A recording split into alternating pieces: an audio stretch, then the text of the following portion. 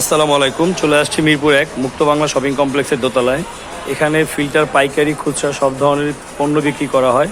খুবই সুন্দরভাবে এই দোকানটা পরিপাটি করে সাজানো এবং সকল ব্র্যান্ডের ফিল্টার পাবেন এখানে।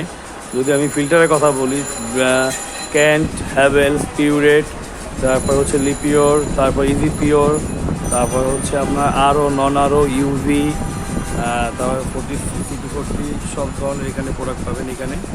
এবং এখানে সকল ধরনের পার্টস পাওয়া যায়, PP, net carbon, post carbon, mineral testing, তারপর মোটর।